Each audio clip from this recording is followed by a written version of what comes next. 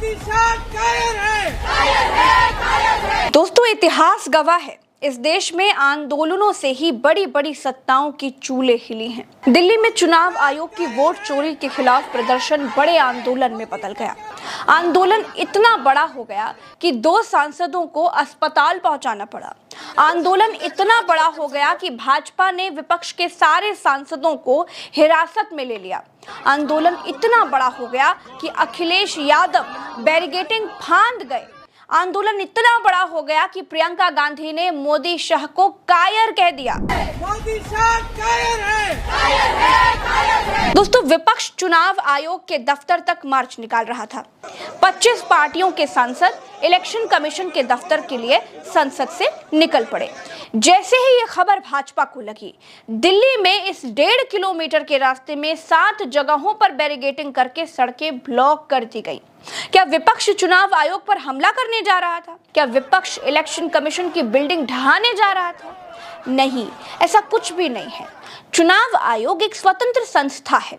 जानकारी से निष्पक्ष भी बताते हैं, कुछ लोग इसे संवैधानिक संस्था भी कहते हैं। जब चुनाव आयोग स्वतंत्र संस्था है, चुनाव आयोग के सामने विपक्ष मार्च निकालकर प्रदर्शन करते हुए जा रहा था, तो दर्द भाजपा के पेट में क्यों हुआ? भाजपा की सरकार ने विपक्ष को चुनाव आयोग के दफ्तर जाने से रोकने के लिए रास्ते में बैरिकेडिंग लगा दी, पुलिस लगा दी।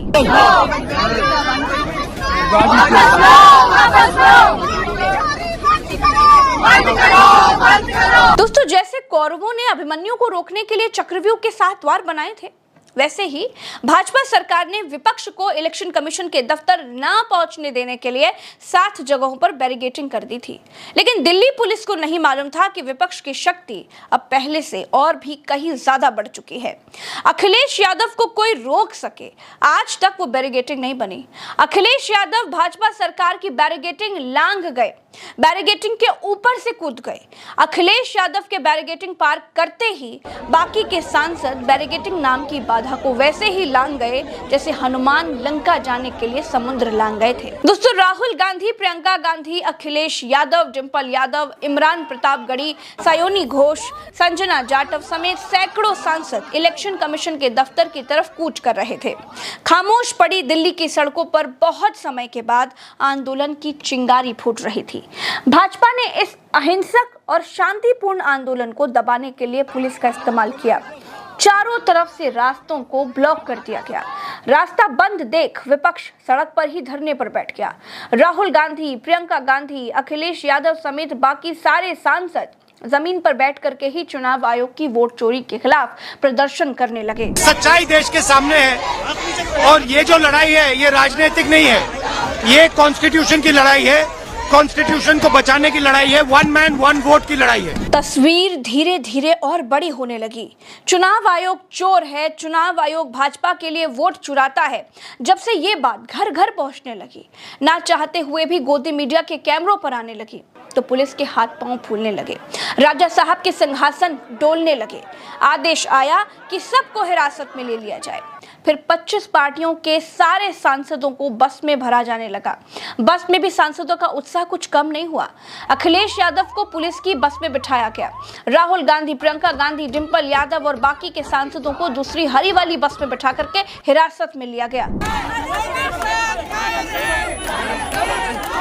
दोस्तों, सभी सांसदों को बस में भरकर पुलिस दिल्ली के संसद मार्ग वाले थाने लेकर के गई। प्रदर्शन के दौरान कई सांसद बेहोश हुए और चोटें भी आईं। सायोनी घोष की गोद में पड़ी ये सांसद मिताली बाग हैं। तृणमूल कांग्रेस की आरामबाग से ये सांसद हैं। दोस्तों, एलओपी राहुल गांधी को मालूम चला कि मिताली बेहोश हो गई हैं, तो वो तुरंत आ गए। उन्होंने हालात देखे और मिताली को गाड़ी में बिठवाकर अस्पताल भिजवाया।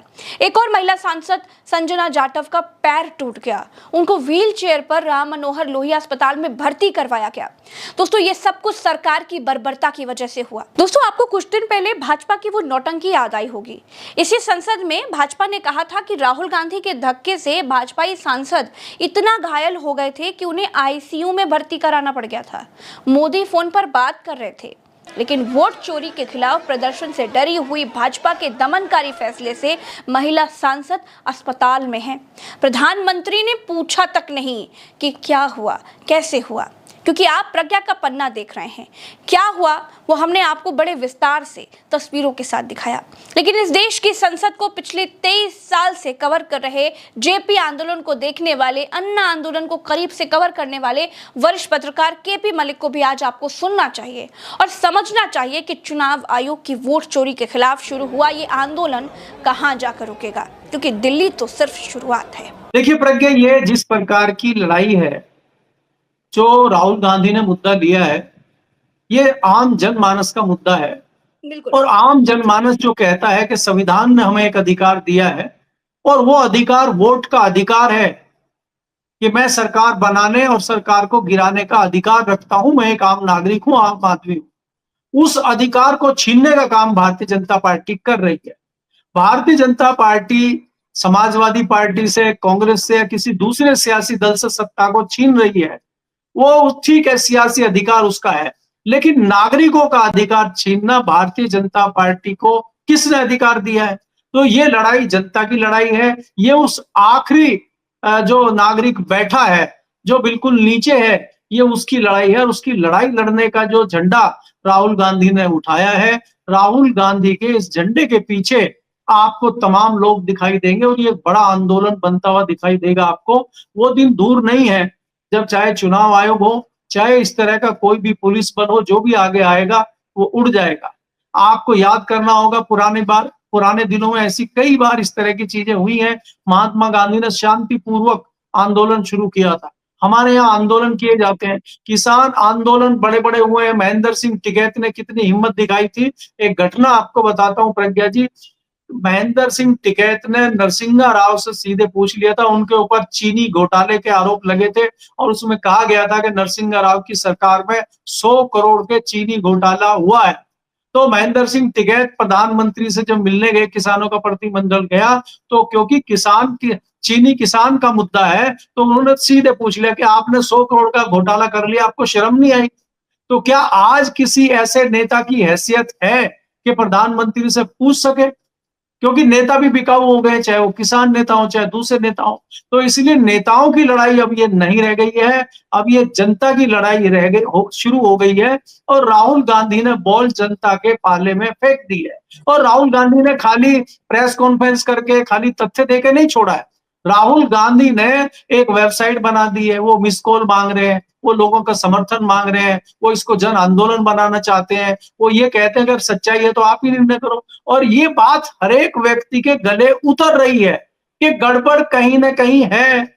अगर चुनाव आयोग इस तरह की हरकतें कर रहा है तो कहीं ना कहीं चोर की दाढ़ी में तिनका है। इसलिए ये मैसेज पब्लिक में चला गया है और पब्लिक अपने वोट का हिसाब मांग रही है और जो भी सामने आएगा वो उसको बख्शेगी नहीं। मलिक सर, इसी देश में हमने देखा है कि बड़े बड़े आंदोलन हुए और उन आंदोलनों के बाद सरकारें चली गईं, सत्ताएं हिल गईं, सत्ताएं हट गईं। तो क्या ये आंदोलन इतना बड़ा हो सकता है कि मोदी को सत्ता छोड़नी पड़ जाएगी? देखिए प्रज्ञा, इसका एहसास तो भारतीय जनता पार्टी और उनके सहयोगी संगठनों को भी हो गया है। आप याद करिए 2 दिन पहले मोहन भागवत जी ने क्या कहा है कि स्वास्थ्य और शिक्षा आम आदमी की पहुंच से दूर हो गई है। तो इसका क्या मतलब है कि जो शिक्षा माफिया है, हेल्थ माफिया है, स्वास्थ्य माफिया है, मोदी जी उसको संरक्षण दे रहे हैं। तो आवाजें अंदर से उठनी शुरू हो गई है। मैं आपको कितनी बार कह चुका हूं कि विपक्ष जो कर रहा है वो तो कर ही रहा है, अब आवाजें अंदर से उठ रही है। तो आपको अगस्त के महीने में ही, मैंने आपको बार बार कहा, अगस्त के महीने में ही बड़े बदलाव आपको दिखाई देंगे, सरकार के अंदर भी, भारतीय जनता पार्टी के अंदर भी। और अब देश में जब एक बार माहौल आपका बिगड़ जाता है, और आज आप माने चाहे ना माने, जो लोकप्रियता हासिल 2013, 14, 15 में मोदी जी ने की थी, जिस तेजी से लोकप्रियता हासिल की थी, उससे 100 गुना नीचे उनकी लोकप्रियता नीचे जा रही है। और आज उनको लोग हिकारत भरी नजरों से देख रहे हैं, इसमें कोई दो राय नहीं। हाँ, कुछ लोग उनको आज भी भगवान मान रहे हैं, जो उनके चमचे हैं, जो अंधभक्त हैं और जिनकी पूर्ति हो रही है किसी न किसी माध्यम से, वो आज भी उनको भगवान के रूप में मान रहे हैं। लेकिन कई लोग सवाल ये पूछ रहे हैं कि अभी अमित शाह जी मंदिर बनवाने की घोषणा करने बिहार में गए थे और अयोध्या की तर्ज पर वहां मंदिर बन रहा है, तो जिस प्रकार से अयोध्या में चुनाव हारे हैं, क्या बिहार में भी चुनाव हारेंगे क्या? तो जब इस तरह की बातें जनमानस में आने लगती है तो आपको समझ लेना चाहिए कि अब विदाई समारोह जल्द होने वाला है।